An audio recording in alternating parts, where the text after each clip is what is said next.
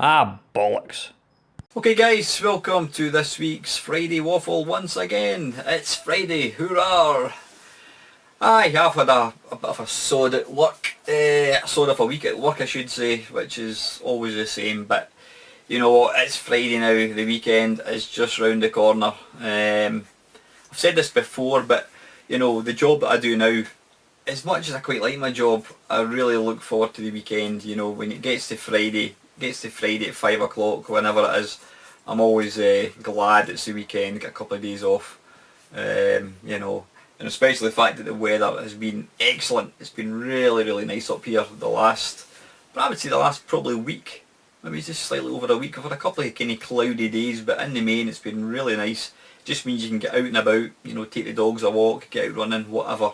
I mean, it's almost 10 o'clock and it's still daylight. You can just get so much more done. So anyway, I trust you've all had a decent week. What have I been doing apart from working? Have I been playing any games? You can see I've been growing a beard. My wife said to me, why don't you grow your hair? I mean, I've been shaving. I'm not actually bald. I'm not bald at all. I've just chosen to shave my head. Or shave my hair I should say, not shave my head. So I've been shaving my hair for since 2001, and it's just it's a style I've just got used to. You know, it's dead easy, maintenance free. But my wife said to me, why don't you try and grow your hair and grow a beard? I mean, you probably notice I grow stubble, and it's not because I like to have designer stubble in like that. It's sheer laziness, you know. So I tend to. I mean, I've had, what have I had? I've had the George Michael, you know, the sort of goatee beard and stuff like that. I've had moustaches. If I look at pictures of myself back in the 1980s, you know, I look like something out of Miami Vice, Tom Selleck, eat your heart out. So I thought I'll give the beard a proper go, try and grow it. I don't want a big C6 Steve type beard, but you know, something of some substance. So I don't know what it looks like. Kind of maybe helps to hide the double chin as well. So it's all good. Yeah, and I'm going to grow my hair, try and get a bit of length in it, see how it looks. Ugh. So what have I been doing this week, apart from growing a beard? On Monday I was on holiday, and I recorded, what did I record? Blimey, what was I making? Was it an Arcade Perfect? No, what was it? It was, they did what? Hewson Consultants.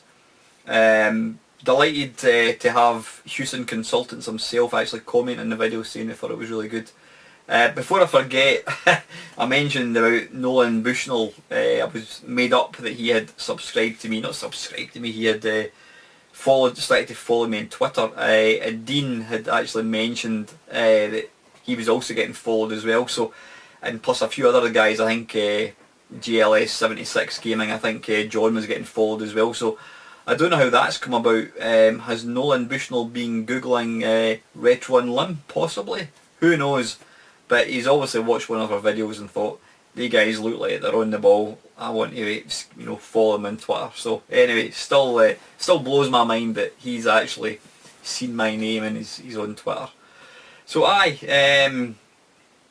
gaming wise, yeah, I made that video on Monday and it took quite a while to do. What else? What have I been playing? As you're probably not surprised to hear, I've been tinkling with the what do you call it? The Pi cab type thing, retro Pi arcade cab thing. Love it to bits. I've really got to say, I just think it's excellent. The controls, thanks to my mate Mike, are just absolutely spot on. Brilliant controls, and it's funny because, you know, when I first started making it, I was thinking it's going to be a tiny wee screen, you know, it'll hardly be, you know, you'll not be able to use it properly, but because you're sitting so close to the screen, it feels like a normal size screen, if that makes any sense. In fact, I was playing my MAME cab, that's what I was doing, I was playing my full size MAME cab earlier on this week I should say, and it just looks massive. The screen in it looks gigantic. I think it's a 20-inch monitor, but it just seems, compared to a 10-inch monitor, it's obviously twice the size. So I was playing my MAME cab. What was I playing? I was playing some shooters. I quite like R-Type Leo, which was one of the games in the High Scoobers, YouTubers High Score Challenge. Excellent game. Been playing that a fair bit. Also played R-Type as well. What is it they say? You should never fix something that ain't broken. Well, that is very true. What was it? My trackball in my main cab stopped working. No, I didn't break it, it just wasn't working. So I decided to fix it. So I took the back off it, and I don't know if you've ever been inside a main cab before. It's like spaghetti junction with wires. There's just a billion wires now. Because I didn't build that cab, it was my mate Dave that built it for me. You've got this thing called an iCade. No, it's not the iCade. No, iPack, sorry. It's an iPack, I think they call it. It's basically a little device which allows you to plug in every button on your main cab. Every joystick movement has its own wire, and it plugs into this iPack. The iPack then connects to your computer via USB, and it basically allows you to register keys. So you can imagine if you've got, how many buttons have I got in that thing? 6, 12, 13, 14, 15. I've got 15 buttons plus 2 joysticks, which is another 8 buttons of sorts. So that's a lot of wires, and I was just terrified I was going to loosen a wire by sort of pissing about with it. But I found out that the USB thing wasn't working, so I ordered myself, basically the trackball is a PS2 controller, you know, like the old style keyboard that goes into a PC.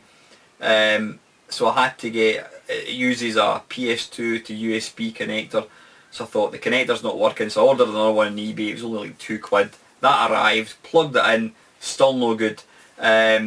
Messed about with it, then I eventually found out that the adapter thing that I've got, it's got the PS2, which is purple, which I thought was the keyboard.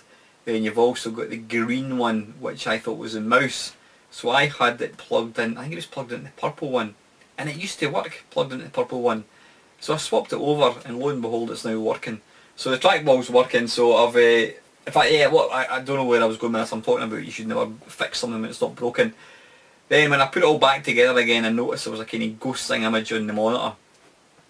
So I opened it back up, checked the sort of the input in the computer and in the monitor. Both were fine, still doing the same thing. Eventually I just unplugged it, screwed it back in, and it seems to be working again. So I've now got the trackball working, and the monitor seems to be working, so delighted with that. But yeah, been playing that, really enjoying it. Been tinkering about with the little iCade thing. I did buy, what did I buy? I've been using one of these, in fact it's here, one of these little things.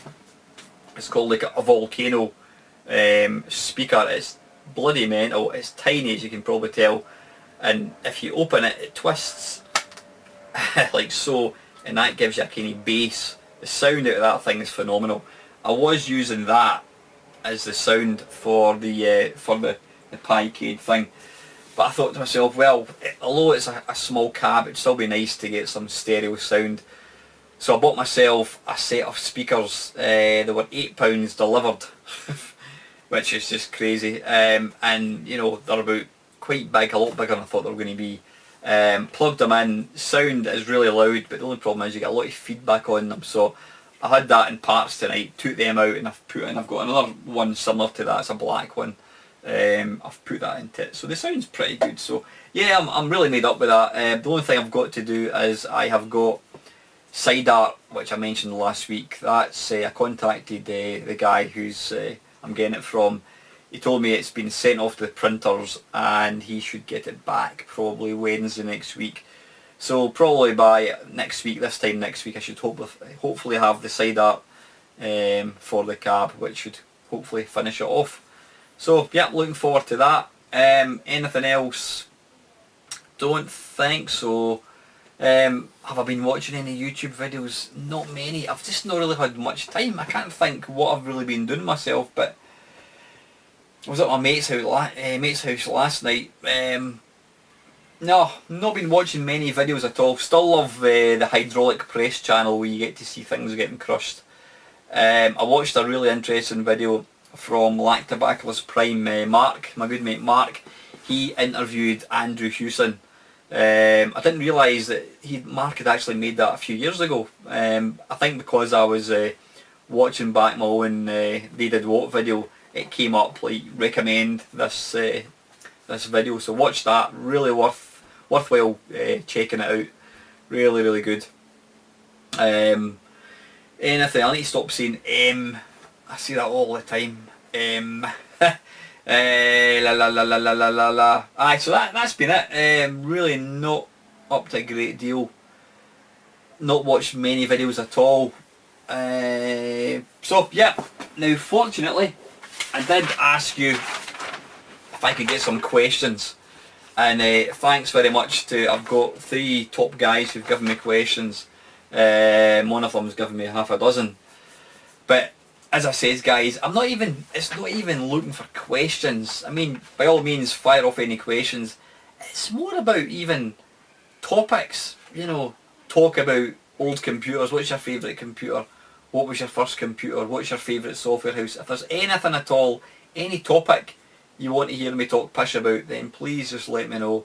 Because as I mentioned last week, I've been kind of close to retiring the Friday Waffle for a wee while. I know Steve Benway, I mean, he was making his Friday Talkie for quite a few years, and then he got to a point where he just said that he'd had enough of it. He'd basically ran out of things to talk about. Now, as I was mentioning, I mean, this will be my 101st Friday Waffle. I've made 100 of these things, which on average half an hour, that's 50 hours. That is 2 days. That's over 2 days worth of me talking rubbish. That's a lot of time when you're just literally talking to yourself. There's only so much you can talk about old computers and video games, but like I said, if there's any topics at all, anything you want to hear my views on, just pop the questions below. So, right, hang on a second, I'm going to have a lovely drink of my tea. Right, okay chaps. Right, I've got Adam, Amiga Old School. Thank you very much, Adam. He's got a couple of questions. First one is, what's your thoughts on Shadow of the Beast for the PS4? Now you know what, I've not seen it, Adam. I haven't even been aware of it until you've just mentioned it, so I shall, through the power of an iPad, let's have a wee look. Let's see if we can find it. Just talk amongst yourselves. Shadow of the Beast PS4 gameplay. Right, and what I'll do is I'll turn the sound down. Right, okay. Gameplay.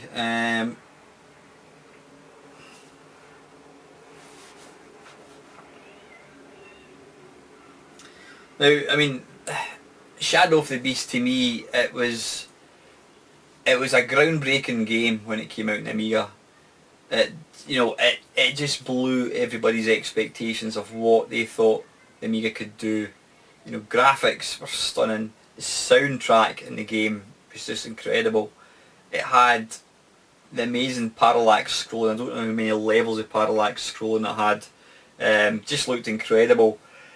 So it was a game that every Amiga owner wanted to get. However, when you actually start to play the game, you realise that it's not all that great. I mean, I'm quite sure there's plenty of people who love the game to bits. I felt it was quite a shallow game. It's to take nothing away from what they did. I mean, technically it was an absolute masterpiece. It really was. Graphics, sound, music, everything. But I just felt the actual gameplay itself was a bit rubbish. The way the sort of characters, the way the characters moved on screen, it wasn't very fluid looking. So I'm kind of talking here, and I'm looking at this thing as well. What on earth, that looks like Assassin's Creed. That doesn't look like Shadow of the Beast.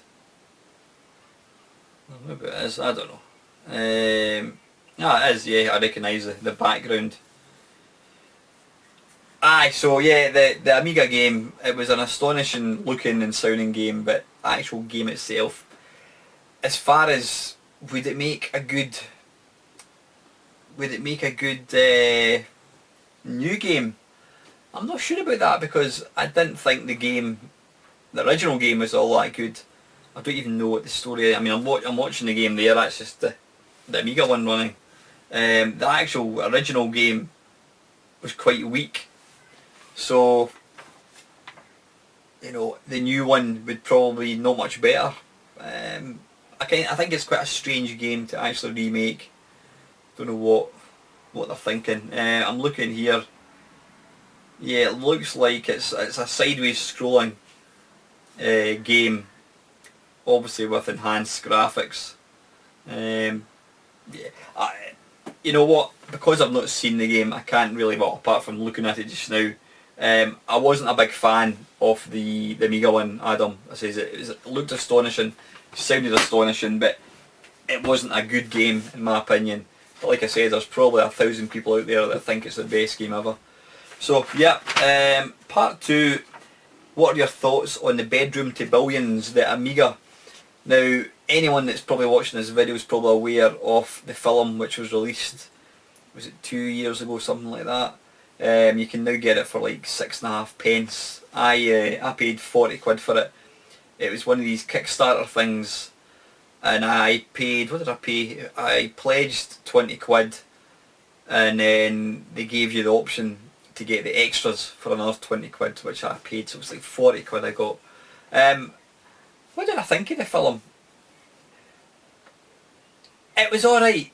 I think I was, like a lot of people, I was a wee bit disappointed because to me it wasn't a film, it was just people talking. There was no interviews getting conducted, it was just pointing the camera at all these programmers and they were talking. So it wasn't a film as such, it was just them talking to the camera. There was, I mean, what the content that was, what was in there I thought was excellent. They kind of concentrated a bit too much on the money aspect of it towards the end, which to me got slightly boring. But you know what, I'm glad they made the film because until that was released there was really nothing. There's never been a film about video games, but there's been a few. There's been there Donkey Kong, what do you call it, King of Kong. They're about specific video games which are excellent in their own way, but you know, the Bedroom to Billions is a great film. It really does document the industry in the early days in the UK, you know, and it is good. It probably could have been better in my opinion, you know, if they'd actually had an interview talking to people, maybe seen people playing games, but it was just really pointing the camera at people. But I did enjoy it. I did enjoy it. So yep, it was inevitable that they were going to bring out a sequel, and as Adam correctly points out, it's all about the Amiga. I am quite a big Amiga fan. Am I as passionate about the history of the Amiga? Probably not. I mean, I loved the Amiga. I had it for about, I don't know, maybe 2-3 years. Loved the games in it. But I don't know how to put this. I think because the C64, the 8 bits, it was the real early days of the industry. I've always had a bigger interest in the history of like the early days, whereas I look upon the Amiga, it's not current gen, obviously that'd be a ridiculous thing to say, but I didn't have the same interest in the Amiga, the games. I liked the games, but I didn't have any interest in how they came to be. I'm sure the film will be excellent. I mean, I have watched, there was a film, I don't know if it was an official film as such, and it was basically, it was the factory where they made the Commodore Amiga, and it was just after the factory had closed down, and one of the workers, I can't remember what the guy's name was, one of the workers, he took along, it was a big video camera, you know, one of these big things that was out in the 80s, you had to, you know, carry it on your shoulder, and he basically went round the whole factory talking to all his colleagues. This was literally the last day before it shut down. That's quite fascinating. That was really interesting just go into YouTube and type in, I can't remember what it was called, you know, the history of the Amiga. There's quite a few sort of decent films out there, but I'm sure this Bedroom to Billions will be quite interesting. I dare say it's going to feature, you know, it's going to feature a lot of software houses like Sensible Software, you know, so that should be pretty good. So anyway, listen Adam, thank you very much for your question, mate. Really appreciate it. My good mate Tony Walker, thank you Tony. For the Friday Waffle, what's your favourite retro joysticks and how many did you break for track and field, Hypersports and Daily Thompsons? I've showed you it before, but I'm going to show you it again. My favourite joystick it was quite an unusual joystick. You know, most people were playing with zip sticks and quick shots, is it quick shot 2s, things like that. The one my joystick of choice, my weapon of choice was this bad boy. Now Dean may recognise this because it was an American company, and this was called it was a Wicco, that was the name of the company, and it's called the Wicco Boss. You can see it's bloody huge. It's got the fire button in the top, which I loved. It also rotated. It didn't, you know, you couldn't control anything, but the fact is, you didn't matter how you're holding it. You could always, your hand could be spinning round like so.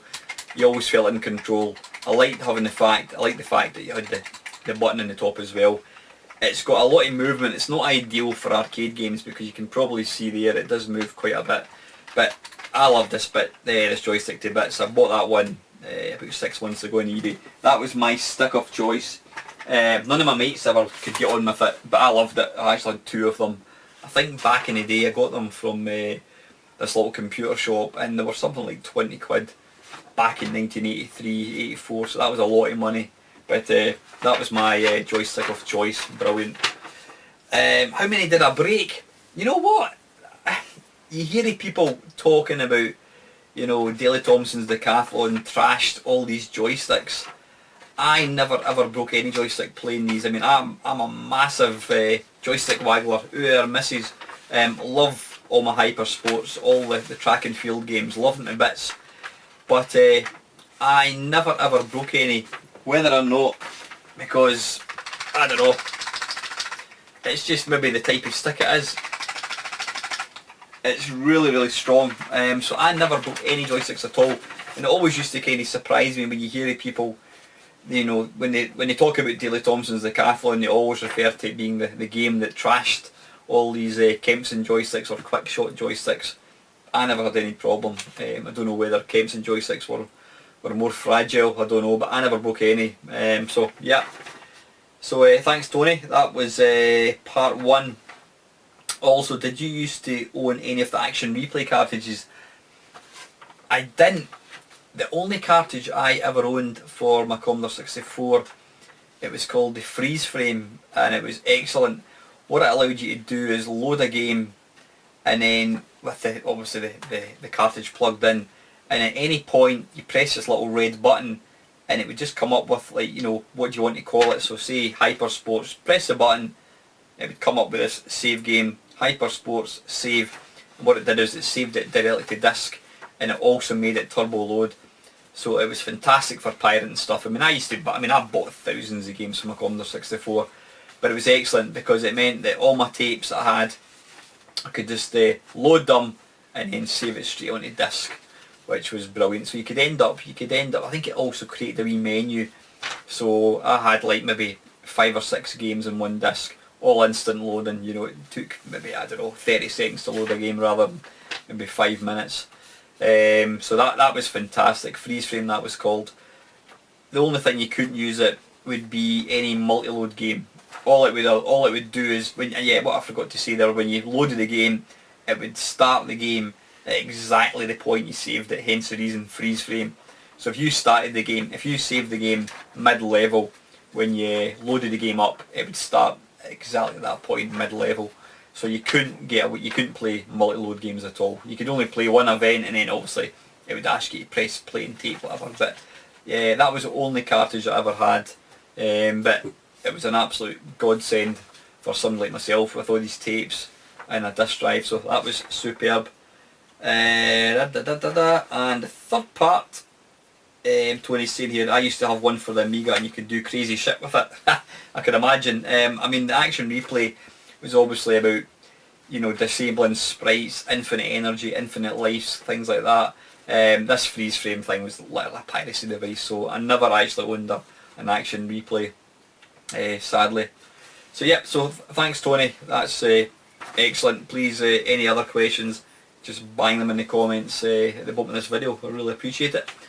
And finally, Mr. Kevin down the rabbit hole. Thank you, Kev. Without giving away too many spoilers, what did you think of how The Last of Us ended? Some people say Joel, he was the main character, was selfish in his decision. Do you agree? I don't want to give away any spoilers in case anyone's watching this that's never played the game. I would say no. He may have not made the right decision. I mean, it's like when they talk about the war, you know, and they say, well, in that particular battle, 20,000 men were killed. But then what people say is, well, they sacrificed 20,000 to effectively save the lives of millions. Does that make it right? Should these guys deserve to die? I don't know. As far as this game goes, was he selfish? Was it the right choice he made? Possibly not. But I think if I was in his shoes, I would do exactly the same. It's hard to really talk about this without giving away any spoilers. But no, I don't think he was selfish. I think any human being would have done what he did. But if you've never played Last of Us, go and check it out. I mean, you can get it, like I said, you can get it for about 26 pence on the PS3. I've got it for the PS4 as well. Don't think it's much better than the PS4, but if you've got a PS3, go up to CEX or on eBay and pick it up. It's one of my favourite games. The fact that I'm playing through it a second time, it's an absolutely phenomenal game. Kevin's also asking, last week you talked about Kickstarter and Indigo. Have you ever backed any? If not anything possibly, if not anything possibly out there that you would back? Have I backed any? I've already actually mentioned it. The only one I have ever backed was that Bedrooms to Billions. I backed 40 quid and you know, I got a good film in return. If I'd waited after, I could have probably got it for about a tenner, but that's the only one I've ever backed. Is there anything you would back? There's been a couple of things that have initially caught my eye, then when I've actually stopped to think about it, I've decided not to. The Spectrum Vega, anything, you know, any old systems, I'm over like a rash normally, but I looked at the Vega and then I realised that the games that were out for it weren't that great, and you know, it only had a wee 4 buttons, so it wasn't like a proper keyboard. So after kind of digging in a wee bit, I decided not to bother. The one which I was that close from backing a few weeks ago was the new C64. It's a company, and I have mentioned this before, it's a company that are bringing out a brand new bit of hardware based on the C64. They're going to bring out a full size C64, and they're also bringing out a handheld. Now you can either back one or the other, or you can back both of them. They're not cheap. But I was going to back it when I first saw it, but then I watched the video, the sort of promotional video thing, and I came away thinking, wait a minute, all I've done is talk about the thing. You've not let me see anything. You know, they were going about all the games and the sound, and they didn't actually give you anything tangible to actually look at. But what put me off it was somebody mentioned that in Indiegogo you pledge money and you may not get anything back. So, you know, you can stand to lose whatever. With Kickstarter, you pledge money and you'll only pay the money once it reaches its target. Saying that, there's still no guarantee that you're going to get anything for it, but the fact that they've got all their money means it's, you know, you've got a far better chance of getting something. Whereas I think Indiegogo, you pay your money there and then, and it may not reach their target, and you're taking a punt with it, you're taking a risk. So that's the only Kickstarter thing I've backed. I've never backed any Indiegogo. I think if I saw some wacky bit of hardware, I would absolutely back it. I've just never seen anything that's really caught my eye. I mean, there's all these retro game books, video game books. I mean, I've got quite a few of them, and they are really good, but there seems to be so many of them now, and it's getting to the point, it's starting to get slightly boring. You know, there's only so many books you can read about this industry of ours. But no, that's the only one I've backed, Kev, and I certainly would. I mean, I'm all for that. The whole ethos behind, you know, getting money together. You know, if there's enough people interested, then they've got enough money to fund something. But I do tend to think, I'm always slightly suspicious when you see people who are trying to come out with one of these things when you think, wait a minute, you've got plenty of money. I mean, the best example I can think of is, oh dearie me, what's his name? Bullfrog, the guy that started Populist Bullfrog, Peter Molyneux. He's a millionaire, you know, he's a multi-millionaire. He brought out a game, and it was one of these God type games. I think it was on a tablet or maybe even a PC, whatever it was. And he hyped it, and I know you find it's hard to believe with Peter Molyneux, but he hyped it beyond belief. It was going to do this, it was going to do that, you know, the AI was going to be the best AI in the world. And he also promised that when you bought the game, that was it. You owned all the game. He said that there wouldn't be any downloadable content, anything like that at all. What does he do? He brings the game out in a half sort of finished format, or form I should say, and you've got to pay extra for the downloadable content. So he completely went against everything that he stood for. So a lot of people were extremely pissed off with him. I think people were cancelling, etc. And he then came out, and I think he basically apologised. And that's why he's almost withdrawn himself from the video game industry, just because of that. He made a complete arse of himself with this Kickstarter thing.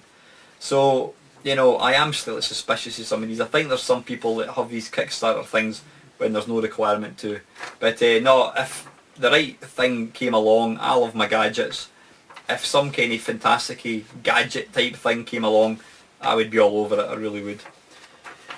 So that is that part. What do you think is the best video game movie ever? I have fondness for Mortal Kombat. I'm trying to think, what films have we got? Well, we've got obviously the infamous Mario Brothers film. We've got Street Fighter, the movie, which I love. It's bloody awful. It is goddamn awful, but I love it because it's just shocking. It's shockingly bad. The acting, Kylie Minogue, Jean-Claude Van Damme. What was the guy that died just after making it? Can't remember what his name is. He was in the Addams Family. It's a great film in a terrible way. I'm trying to think of any films based on video games. Some of the Resident Evil films weren't too bad. I've seen a couple of them. They weren't that bad. There's also I think there's a Silent Hill film which I've actually got a copy of. I downloaded it a couple of years ago. Never actually watched it, but I can't think of any really good film based on a video game. There was Doom the movie with The Rock. That was it was alright. It was very generic. Is there any game that I think would make it excellent? I'd like to see Robotron 2084, the movie. That would be good.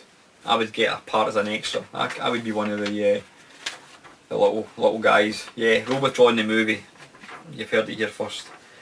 So yeah, I can't think. There's probably Street Fighter 2, not Street Fighter 2, Street Fighter the movie. It's bloody awful, but it's awful and it's so bad it's actually quite good. And here are a few questions from my wife. Thank you very much, Mrs. Down the Rabbit Hole. Thank you for taking the time to put out. So is this a family affair that you watch the Friday Waffle? It's quite funny. I've got a few people watch this when they're having their breakfast. So if you're having your breakfast, I hope you've got a nice cup of tea. So Mrs. Down the Rabbit Hole, she's asking me, have you ever cooked a meal for your family? If my wife could hear this, she would be laughing up her sleeve. I don't cook. It's not because I'm lazy. I'm not a lazy person. I have always, since I left the family home, my mum and dad. I mean, when I was a kid, my mum did the cooking, my dad did the cooking.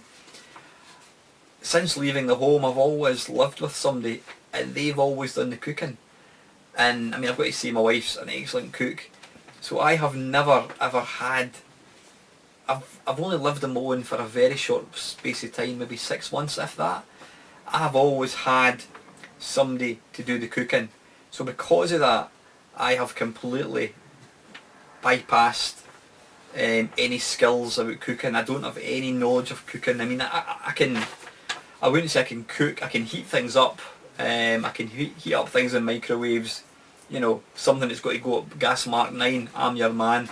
I can put pizzas into ovens, things like that. I can heat food up. As far as cooking, no. It's quite a shocking thing to say, but it's not something I've ever done. So to answer your question, let's just cut out there. I'm rather ashamed to say the answer is a big fat no. Do you like to cook?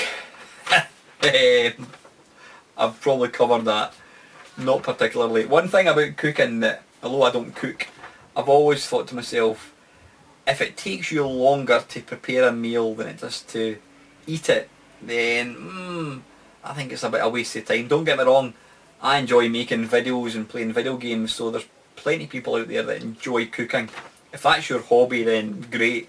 But for me, cooking, I mean, even eating food to me it's a bit of a necessity. There's lots of people who love their food. Food's a big part of their life. To me, as much as I do enjoy food, eating food is just one of these things I know I've got to do because I'll die if I don't eat food. So possibly if I did enjoy cooking, I wouldn't mind it, but because I look upon food as a necessary evil, then do I like to cook? Not particularly. And the last part, oh no, there's still a few bits here. What is your idea of a dream vacation? Oh, blimey. That's a tough one. I think I've got different types of holidays. My ambition, this is an ambition of mine, it's one of my bucket list things and I'd love to do it before I kick the bucket, and that is to drive across from the west coast of America to the east coast of America along Route 66. Now I know that Route 66 is largely defunct. It's been closed down, you know. I think you can still roughly drive it. In fact, maybe Dean, you might be able to fill me in that. Is it possible to drive Route 66? I want to hire an open top Chevy, a big massive open top car, and drive along Route 66. I don't think my wife's up for that at all. It might be something I do with one of my mates, I don't know, but that's my ambition. As far as a good holiday, I do like beach holidays, I have to say. I like sunbathing, although it's not something I've done for a while. We were in Florida last year, me, Ava and Tracy, and had an absolute ball. I would also love, it's not something I've done, I would love to do a kind of safari type thing, just being in Africa or whatever, you know, going around looking at animals up close and personal. I would absolutely love that. That would be another one of my dream holidays. One thing I do want to do, and a lot of video gamers are probably the same, and I know my daughter Ava would like to do it, is I'd love to go to Hong Kong or Japan. It's obviously the capital of the video game world. I'm just fascinated with their culture. I'd love to go across there, and you know, so maybe myself and Ava might go across there in maybe a few years' time if we get some money together. But yeah, I don't have any one particular dream holiday. All these ones I've mentioned are excellent, and I would go back in a heartbeat. What is your favourite movie ever? Oh, dearie me, what is your favourite movie ever? That is... I was initially going to say Star Wars. Yes, Star Wars is an excellent film. I also like... I really enjoy, what's it called, Saving Private Ryan. Fantastic film. The Green Mile, another Tom Hanks film. But one film that I have watched time and time again, in fact I was actually watching it last week, I've seen it I don't know how many times, and it's Planes, Trains and Automobiles, and that is with, what do you call him, Steve Martin and John Candy. I love John Candy to bits, sadly departed. Every one of his films, it's just, I think he comes across as a really nice guy, and he's just hilarious. But Planes, Trains and Automobiles, I've seen it so many times, but it's a fantastic film. It really is. The humour in it is amazing. The characters, the two characters are just fantastic. Is it my favourite film? I don't know. That's the one I've watched the most. I mean, Jaws, love Jaws. I love the original Star Wars film. Kes, that was a film about a wee boy that gets a kestrel.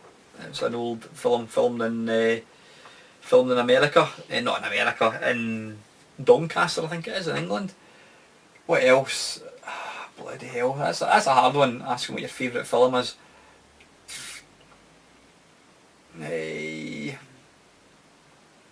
You know what, mine's gone blank. But yeah, I'm going to plump for Planes, Trains and Automobiles.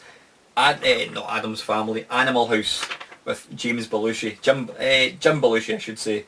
Cracking film. It came out early 80s. Absolutely brilliant film. That was a film that me and my mates watched as teenagers. Still watch it to this day. Absolutely fantastic film. Also love Chariots of Fire. That is a phenomenal film. It's one of these, you know, being a runner, it inspires you. It's just a great film. Love it to bits. So any one of these, but I'm going to go for Planes, Trains and Automobiles if I had to really pick. If I was forced to watch a film over and over again, it would be that one. Even now I still laugh out loud at it. And Kev's wife also recommends that I play the Uncharted series like I'm planning to do. Yeah, I think I showed you it last week. I've got the Uncharted, the Nathan Drake trilogy, and what she's saying here is the first game's a bit rough, so push through it because it's worth it to get to the others. I've got, what am I doing? I've still got Last of Us, the downloadable content to finish, and I am kinda, maybe 5 hours into Doom. I want to get that finished, and then I'm going to make a start on the Uncharted games. But I don't have any space to put any more games on my PS4, so I want to get these games finished. So that is it, guys. Yeah, that is it. That's all my questions. Thanks very much to all the guys that asked the questions, especially to Mrs. Down the Rabbit Hole. That was very kind of you. Coming up, I'm just going to be doing what I normally do. Thank you to all the new subscribers.